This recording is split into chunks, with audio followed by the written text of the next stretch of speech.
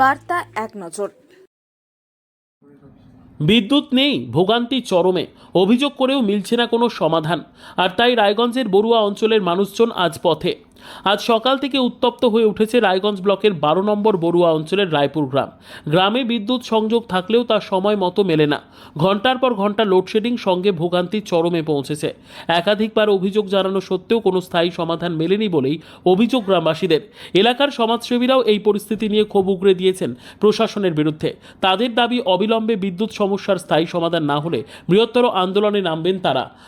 খবর পেয়ে ঘটনাস্থলে পৌঁছয় রায়গঞ্জ থানার পুলিশ। তাদের আশ্বাসে পথ অবরোধ তুলে নেয়। এখন দেখার সাধারণ মানুষের এই বিক্ষোভে কতটা সাড়া দেয় প্রশাসন।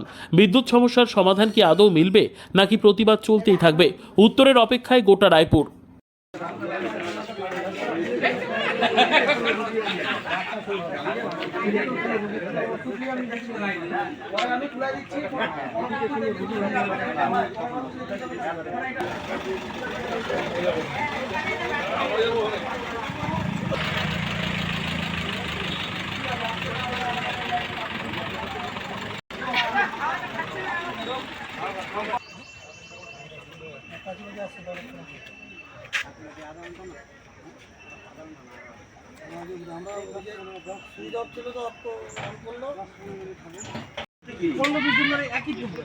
রাত্রেবেলা গাড়িটা আসছে, দিনের বেলা ঠিক করতে আসে, রাত্রে আসে ফেসটা পড়া গিয়ে চলে যায়।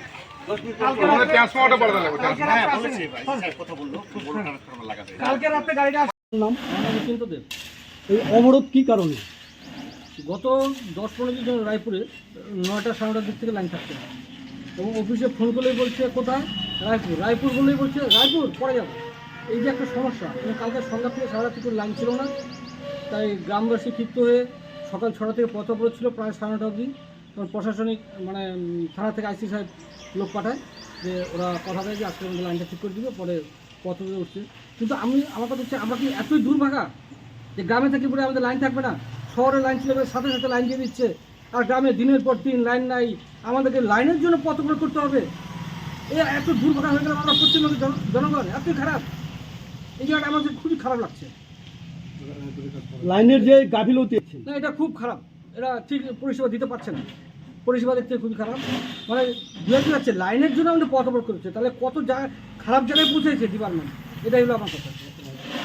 তো আপনারা কি চাচ্ছেন এই মুহূর্তে? আমি চাচ্ছি এই মুহূর্তে আমাদের ট্রান্সফারটা ঠিক করুক, এখান থেকে প্রতিদিন পুলে হচ্ছে ট্রান্সফার ঠিক করুক, এবং জনগণের পরিষেবাটা সঠিক দেয়, এটাই আমাদের দাবি। তা যদি না হয় তাহলে কি করবেন আগামীতে ভাবছি? যেমন আমরা আজকেই অফিসে যাওয়ার কথা চলছে, একটা ডেপুটেশন হবে, কথা চলছে এখনো ফাইনাল শুনানি। তারপরে ওখানে গেলে বোঝা যাবে কী হবে।